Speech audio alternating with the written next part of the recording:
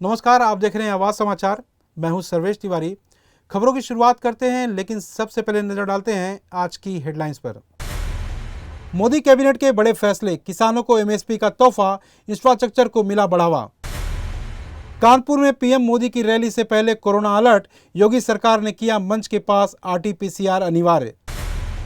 Colonel Sophia case में supreme court सख्त, SIT की जांच की सीमा बढ़ाई गई। डीएमके का बड़ा दांव, कमल हासन को मिला राज्यसभा टिकट।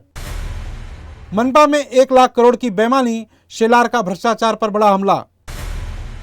और मीठी नदी घोटाले में ईओडब्ल्यू की पूछताछ तेज, डीनू मोरिया से भी किए गए सवाल जवाब। अब खबरें विस्तार से।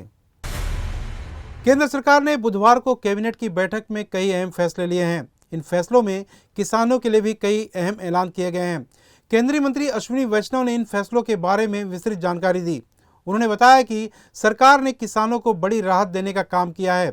खरीफ विपणन सत्र 2025 और 26 के लिए एमएसपी को कैबिनेट द्वारा अनुमोदित किया गया है, जिससे किसानों को लगभग 2,07,000 करोड़ रुपए का लाभ होने का अनुमान जताया गया है। किसानों के अलावा इंफ्रास्ट्रक्चर को बढ़ावा देने के लिए भी सरकार ने कई फैसले लिए हैं। कैबिनेट ने आंध्र प्रदेश में राष्ट्रीय राजमार्ग NH 67 पर बड़वेल गोपावरम गांव से NH 16 पर गुरुविंदपुड़ी तक 4 लेन बड़वेल नेल्लोर राजमार्ग के विकास को मंजूरी दी है। इसके अलावा रेलवे को भी विस्तार देने के लिए आर्थिक मामलों की मंत्रिमंडलीय समिति ने 2 मल्टी ट्रैकिंग परियोजनाओं को हरी झंडी दिखा दी है, जिससे महाराष्ट्र और मध्य प्रदेश के 4 जिलों को जोड़ा जाएगा और भारतीय रेल नेटवर्क 176 किलोमीटर तक बढ़ जाएगा। सरकार ने किसानों को खुश करते हुए जानकारी दी है कि संशोधित ब्याज अनुदान योजना यानी कि MISS के अंतर्गत ब्याज अनुदान IS घटक को भी आगे जारी रखा जाएगा।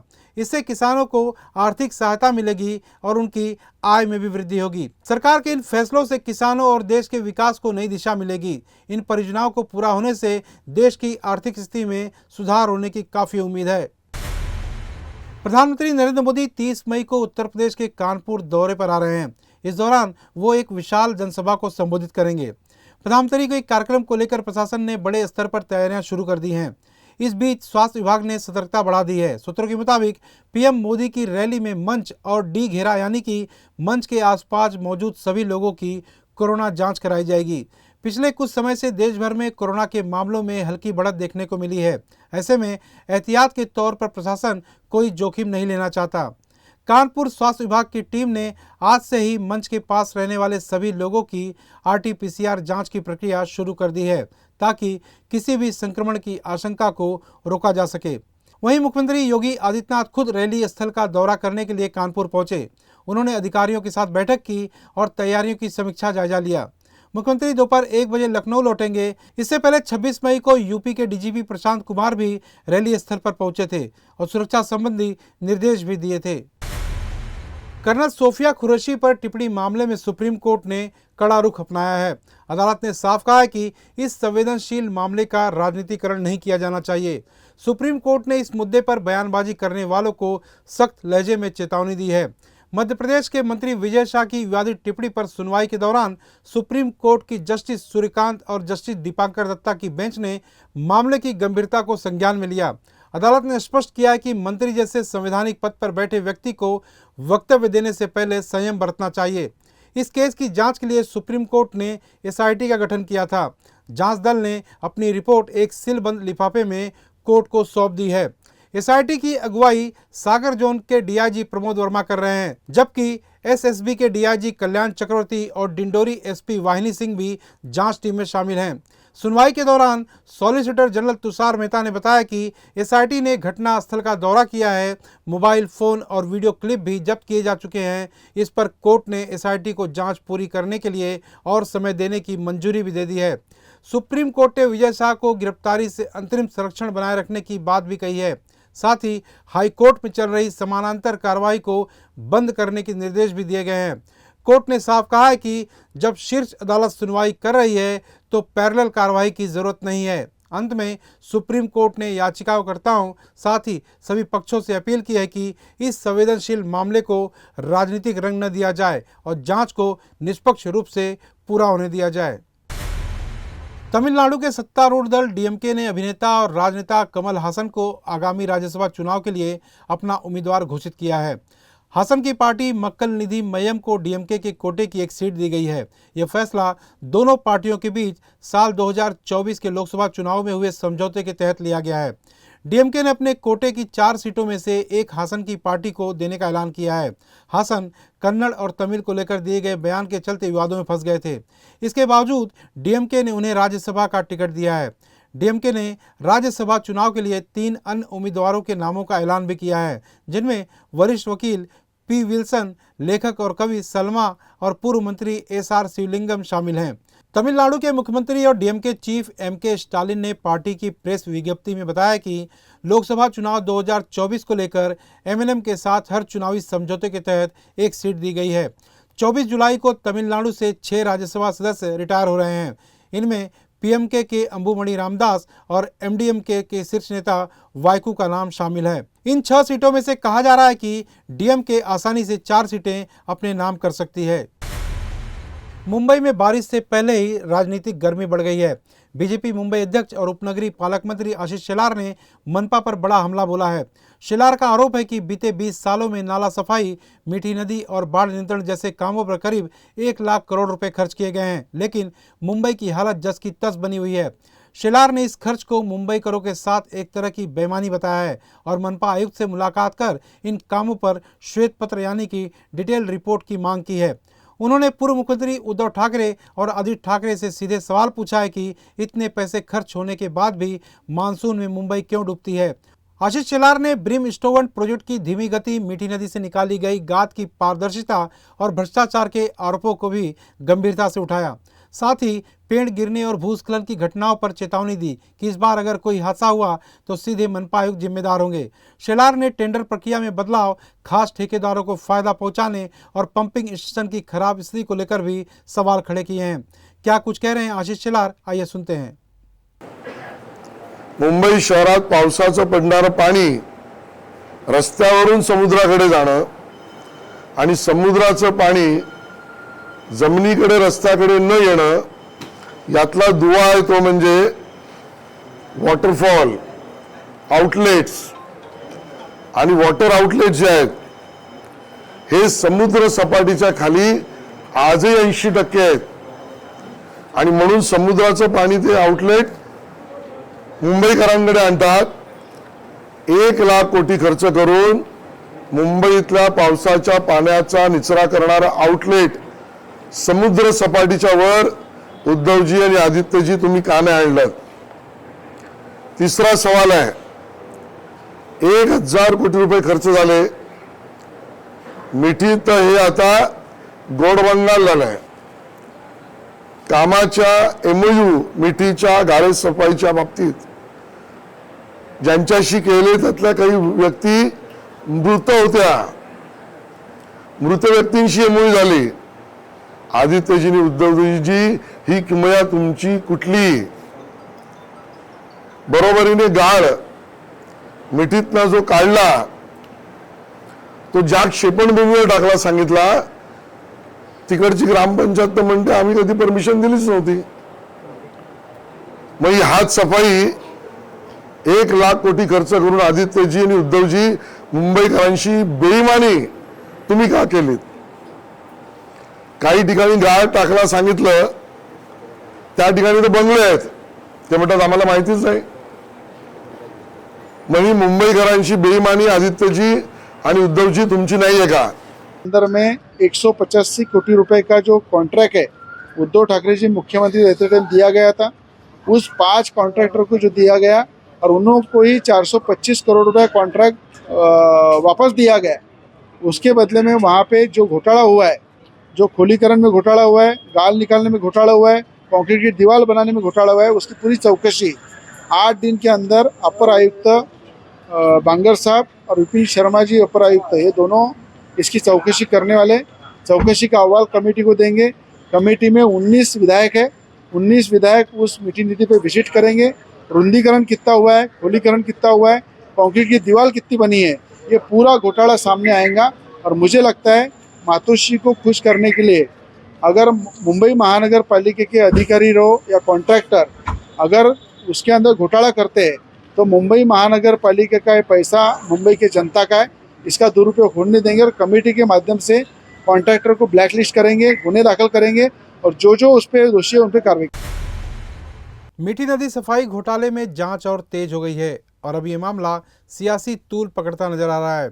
इस केस में बॉलीवुड एक्टर डीनू मोरिया को आर्थिक अपराध शाखा यानी कि ईओडब्ल्यू ने पूछताछ के लिए तलब किया है।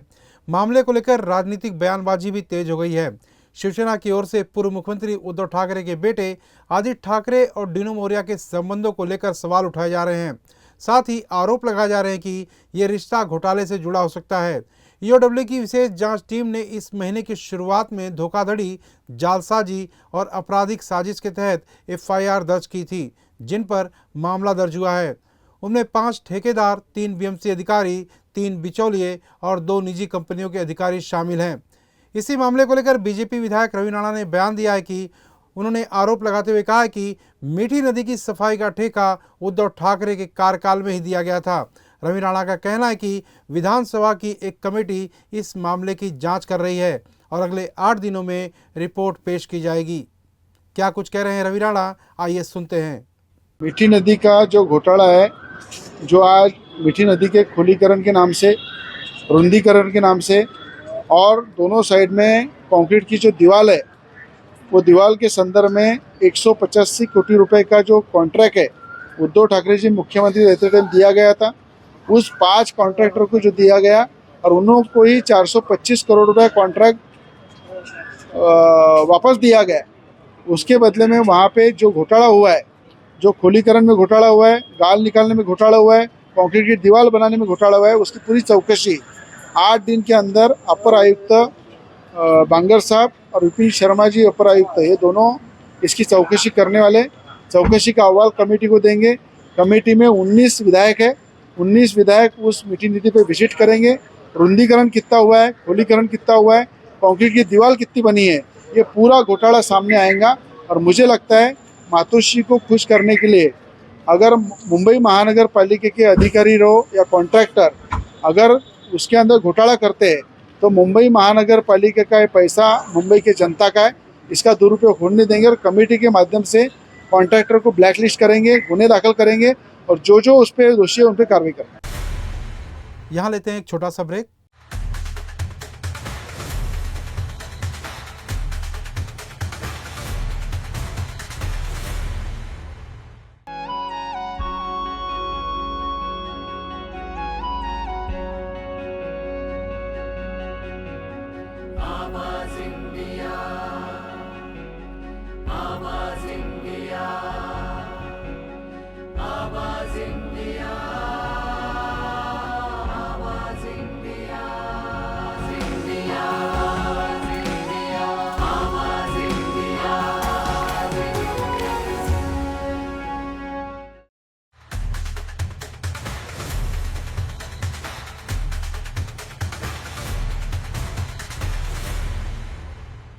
ब्रेक के बाद आवाज इंडिया के दर्शकों का स्वागत है। सुप्रीम कोर्ट कॉलेजियम ने हाल ही में 5 उच्च न्यायालयों के लिए मुख्य न्यायाधीशों की नियुक्ति के लिए सिफारिश की है। यह फैसला 26 मई 2025 को हुई कॉलेजियम की बैठक में लिया गया। इस सिफारिश के मुताबिक न्यायमूर्ति संजीव सचदेवा को मध्य प्रदेश उच्च न्यायालय का मुख्य न्यायाधीश बनने के लिए प्रस्तावित किया गया है। वहीं न्यायमूर्ति विभू बाखरू को कर्नाटक उच्च न्यायालय के लिए मुख्य न्यायाधीश के रूप में नियुक्ति के लिए भेजा गया है। पटना उच्च न्यायालय के न्यायमूर्ति आशुतोष कुमार को गुवाहाटी उच्च न्यायालय का मुख्य न्यायाधीश बनाया जाना है। साथ ही न्यायमूर्ति विपुल मनुभाई पंचोली को पटना उच्च न्यायालय के मुख्य न्यायाधीश के पद के लिए सिफारिश की गई है। हिमाचल प्रदेश उच्च न्यायालय के न्यायमूर्ति तरलोक सिंह चौहान को झारखंड उच्च न्यायालय का नया मुख्य न्यायाधीश बनाया जाएगा। यह सभी नियुक्तियां मुख्य न्यायाधीशों के स्थानांतरण के कारण उत्पन्न रिक्त पदों को भरने के लिए की जा रही हैं। अदालतों की कार्रवाई में कंटिन्यूटी बनाए रखने के लिए यह कदम महत्वपूर्ण माना जा रहा है। उत्तर प्रदेश के मुख्यमंत्री योगी आदित्यनाथ के dream project international film city के निर्माण की राह अब साफ हो गई है। निर्माता बोनी कपूर की कंपनी बेव्यू प्रोजेक्ट्स एलएलपी ने फिल्म सिटी का layout plan Yamuna expressway industrial development authority को सौंप दिया है। अथॉरिटी इस प्लान की समीक्षा करेगा और जरूरी अनुमोदन के बाद ही निर्माण कार्य को औपचारिक रूप से शुरू कर दिया जाएगा। फिल्म सिटी यमुना एक्सप्रेसवे के सेक्टर 21 में 1000 एकड़ में विकसित की जा रही है।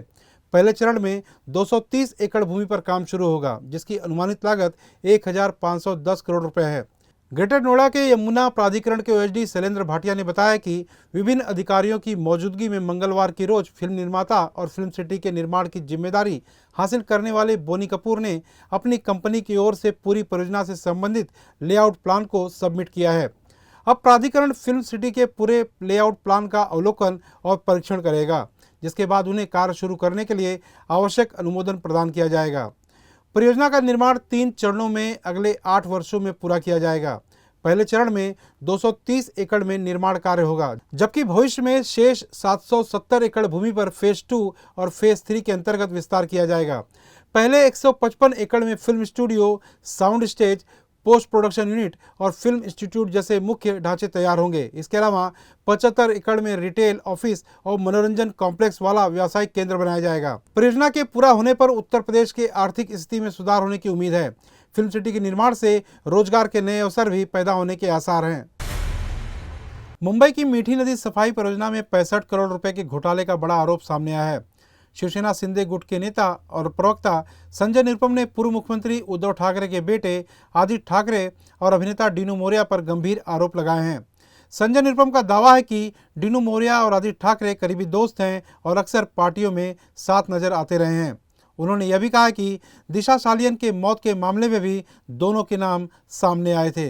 निरुपम ने आगे ये भी कहा कि डीनू मोरिया पर नस्ली दवाओं के व्यापार में शामिल होने के आरोप पहले भी लग चुके हैं।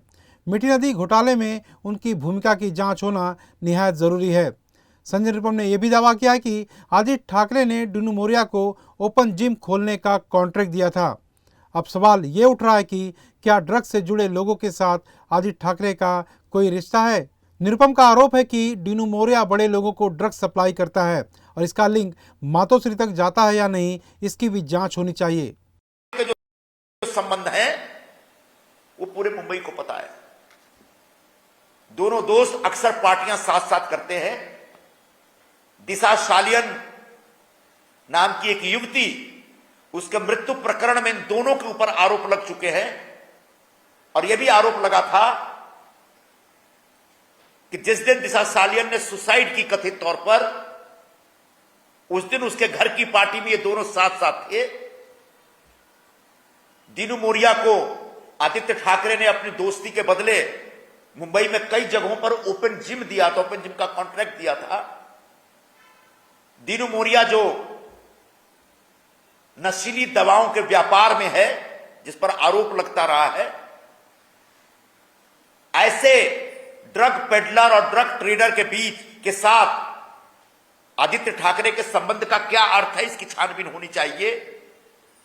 डीनू मोरिया शहर के बड़े बड़े लोगों को ड्रग्स सप्लाई करता है, क्या वो ड्रग्स उधर भी जाता है, क्या मातोश्री भी जाता है, क्या ये छानबीन का विषय है।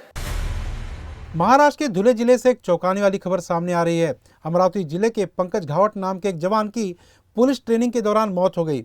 42 साल के पंकज घावट अमरावती के असे गांव पुरना गांव के रहने वाले थे और सेवानिवृत्त फौजी थे। वे इन दिनों धुले शहर के पुलिस ट्रेनिंग सेंटर में ट्रेनिंग ले रहे थे। जानकारी मुताबिक जब वे रोज की तरह शारीरिक अभ्यास कर रहे थे, तभी उन्हें अचानक सीने में तेज दर्द हुआ। उनके साथ मौजूद साथियों ने उन्हें तुरंत अस्पताल लेकर गए, लेकिन डॉक्टरों ने उन्हें मृत घोषित कर दिया। पुलिस ट्रेनिंग सेंटर के कमांडर विजय पवार ने बताया कि पंकज घावट नियमित अभ्यास कर रहे थे, तभी यह हादसा हुआ। फिलहाल डॉक्टरों का कहना है कि शायद उन्हें दिल का दौरा पड़ा था, लेकिन मौत का सही कारण अब तक साफ नहीं है। पुलिस और डॉक्टरों की टीम मामले की जांच कर रही है। नवप्रविष्ट पोलीस शिपाई चेस्ट नंबर 609 पंकज लक्ष्मणराव घावट, भरतीचं घटक आहे त्यांचं नागपूर, ते राहणारे मूळचे अमरावती जिल्ह्यातील अचलपूर तालुक्याचा हा अंमलदार आहे। आज त्यांचं जवळपास इथं 8 महिन्यापासून मूलभूत पोलीस प्रशिक्षण चालू आहे। आज दिनांक 28 रोजी सकाळी रोड रन वॉक दरम्यान सदर विद्यार्थी हे कॅम्पसच्या बाहेर जाऊन वापस आले आणि गेटच्या जवळपास येत असताना त्याला थोडासा त्रास जाणवू लागल्याने त्याच्या मित्रांना त्याने सांगितलं की मला थोडा त्रास जाणवतोय. अशा पद्धतीने त्यांनी त्याला थांबवलं, बसवलं. लगेच आमची जी पोलीस व्हॅन होती, तिथले जे अधिकारी होते त्यांना बोलवून घेतलं आणि अधिकाऱ्याने तात्काळ त्याला सिव्हिल हॉस्पिटल येथे दाखल केले. सिव्हिल हॉस्पिटल येथे दाखल केल्यानंतर डॉक्टरांच्या टीमने सांगितलं की सदर विद्यार्थी हा आपला रिस्पॉन्ड करत नाही आहे. तर यावरून सदर विद्यार्थ्यांची डेथ झाली असं डॉक्टरांनी सांगितलं आहे. पुढची जी प्रक्रिया आहे ती आता मेडिकल कॉलेज भाऊसाहेब हिरे वैद्यकीय महाविद्यालय या ठिकाणी नेण्यात आलेलं आहे आणि पुढील रीतसर प्रक्रिया जी आहे धुळे शहर पोलीस स्टेशन या ठिकाणी जाऊन आमचे अधिकारी खबर देत आहे आणि ह्या विद्यार्थ्याचा मृत्यू कशावरून झाला हे पोस्टमॉर्टमवरून आपल्याला लक्षात येईलच. ड्रग्स तस्करी के खिलाफ एक बड़ी कामयाबी में नारकोटिक्स कंट्रोल ब्यूरो यानी कि एनसीबी ने मलेशिया से एक बड़े ड्रग्स सिंडिकेट के सरगना को भारत लाने में सफलता पाई है. सरगना का नाम नवीन गुरुनाथ चिचकर बताया गया है. इस ऑपरेशन में एनसीबी को मलेशिया समेत कई देशों की एजेंसियों का सहयोग मिला. इस पूरे मामले की शुरुआत 21 जनवरी 2025 को हुई, जब मुंबई से ऑस्ट्रेलिया भेजे जा रहे एक पार्सल में प्रोजेक्टर के अंदर छिपाकर करीब 200 ग्राम कोकीन भेजी जा रही थी. पार्सल पकड़े जाने के बाद जांच शुरू हुई और धीरे धीरे इस अंतर्राष्ट्रीय सिंडिकेट का पूरा नेटवर्क सामने आया. एनसीबी ने जांच के दौरान नवी मुंबई से एक बड़े ड्रग डिपो का भी भंडाफोड़ किया है, जहां से 11.5 किलो कोकीन, 4.9 किलो गांजा और 5.5 किलो गांजा गमीज बरामद की गई है. इस तस्करी में अमेरिका, भारत और अन्य देशों के लोग जुड़े हुए थे. जांच में यह भी पता चला है कि सिंडिकेट पिछले 1 साल से सक्रिय था और मुंबई में कई बार कोकीन की खेपें भेजी गई थी. इस सिंडिकेट में हवाला कारोबारियों साथ ही कस्टम क्लियरिंग एजेंटों की भी भूमिका रही है. एनसीबी ने अब तक 8 लोगों को गिरफ्तार किया है. मुख्य आरोपी पहले एलएसडी तस्करी के केस में साल 2021 से फरार था और थाईलैंड में छुपा हुआ था. रेड नोटिस जारी होने के बाद वह मलेशिया में पकड़ा गया और अब भारत लाया गया है. इस महीने की शुरुआत में ही यूएई से एक और आरोपी को भारत लाया गया है, जो बेंगलुरु में ड्रग तस्करी के केस में शामिल था. फिर वक्त हो चला एक छोटे से ब्रेक का.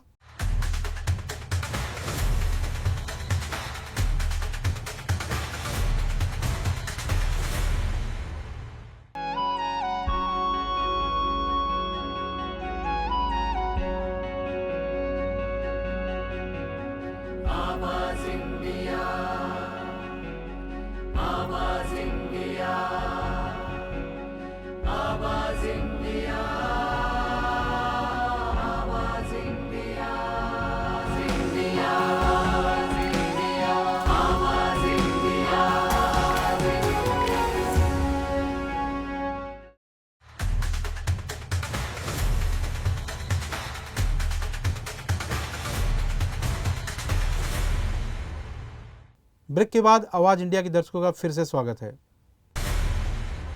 नील नितिन मुकेश अपने दादाजी और मशहूर सिंगर मुकेश की जिंदगी पर बन रही बायोपिक को लेकर चर्चा में हैं. नील ने बताया कि वह पिछले 2 साल से इस फिल्म की स्क्रिप्ट पर काम कर रहे हैं.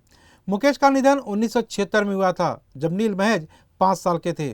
नील ने कहा कि उन्हें अपने दादाजी की ज़्यादा यादें नहीं हैं, लेकिन उन्होंने अपनी दादी और पिता नितिन मुकेश से उनकी कहानियाँ सुनी है. नील का मानना है कि मुकेश की ज़िंदगी की कहानी आज की पीढ़ी तक पहुंचनी चाहिए, क्योंकि यह एक आम इंसान की प्रेरणादायक यात्रा है जिसने अपने सपनों को सच कर दिखाया. नील के पिता नितिन मुकेश का मानना है कि वह अपने दादाजी का किरदार निभाने के लिए सबसे सही हैं, लेकिन नील खुद इस रोल को निभाने से हिचक रहे हैं. उन्होंने बताया कि वह इस कहानी को प्रोड्यूस करने में ज़्यादा बेहतर रहेंगे और चाहते हैं कि मुकेश की ज़िंदगी की कहानी को सही तरीके से दिखाया जाए. नील की फैमिली भी इस बायोपिक को लेकर काफ़ी एक्साइटेड है और चाहती है कि यह फिल्म जल्द बने. नील का सपना है कि वह अपने दादाजी की कहानी को पर्दे पर लाएं, ताकि लोग उनकी मेहनत और कामयाबी को जान सकें. एक्ट्रेस दीपिका पादुकोण का एक बयान काफ़ी चर्चा बटोर रहा है, जिसे स्पिरिट विवाद से जोड़ा जा रहा है. दीपिका ने बताया कि मुश्किल परिस्थितियों में वो कैसे खुद को कंट्रोल करती हैं. उन्होंने कहा कि मुझे लगता है कि जो चीज़ मुझे संतुलित रखती है वह सिर्फ सच्चा होना और प्रामाणिक होना है. दीपिका का यह बयान संदीप रेड्डी वांगा के क्रिप्टिक पोस्ट के बाद आया है, जिसे दीपिका पादुकोण पर निशाना माना गया था. अब फैंस दीपिका के इस बयान को इस पूरे मामले और संदीप रेड्डी वांगा को जवाब देने से जोड़कर देख रहे हैं. दीपिका पादुकोण के इस बयान को उनके फैंस संदीप रेड्डी वांगा के पोस्ट का जवाब मान रहे हैं। हालांकि दीपिका ने अपने बयान में संदीप रेड्डी वांगा या स्प्रिट का नाम नहीं लिया है। दीपिका ने कहा कि जब भी वह मुश्किल परिस्थितियों का सामना करती हैं तो अपने अंदर की आवाज़ को सुनने और निर्णय लेने में सक्षम होना उन्हें शांति देता है। दीपिका का यह बयान अब वायरल हो रहा है और फैंस इसे स्प्रिट विवाद से जोड़कर देख रहे हैं। दीपिका के फैंस उनके इस बयान को उनके आत्मविश्वास और मजबूत इरादों का प्रतीक मान रहे हैं। आवाज़ समाचार में फिलहाल के लिए इतना ही। जल्द होगी आपसे फिर मुलाकात। तब तक के लिए नमस्कार।